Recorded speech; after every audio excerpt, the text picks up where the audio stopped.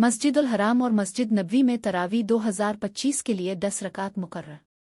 News anchor का अंदाज। रमज़ान 2025 के लिए अहम ऐलान।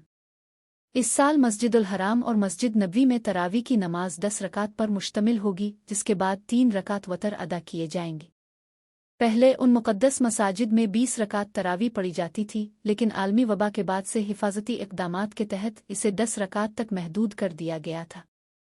ये फैसला गुज़िश्ता सालों की तरह इस साल भी बरकरार रखा गया है। तरावी के रूहानी फ़वाइद। तरावी की नमाज रमज़ान अल मुबारक की एक अजीम इबादत है जो बेशुमार रूहानी बरक़ात का बाइस बुनती है। गुनाहों की मुआफ़ी। हदीस के मुताबिक जो शख्स ईमान के साथ और सवाब की नीयत से तरावी पढ़े, इसके पिछले गुनाह मुआफ़ कर दिए जाते हैं। दिल का सुकून। ये नमाज अल्लाह की क़ुर्बत हासिल करने और रूहानी सुकून का बेहतरीन ज़रिया है। सेहत के फ़वाइद।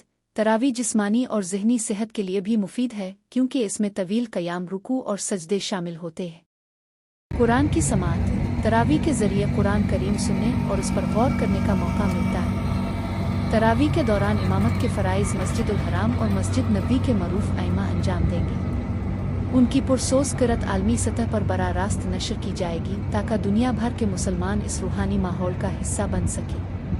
ये नया फ़ैसला नमाजियों के लिए एक ज़्यादा तवज्जो मरकूज़ और रूहानी तौर पर बामानी माहौल फराहम करेगा, ताकि वो इबादत और कुरान की तिलावत में ज़्यादा खुशू और खुजू पैदा कर सकें। मज़ीद बरह मस्जिद नबवी में इफ्तार के नए उसूल भी मुतारफ़ कराए गए हैं, जबकि हज 2025 की रजिस्ट्रेशन भी सऊदी अरब में शुरू हो चुकी है।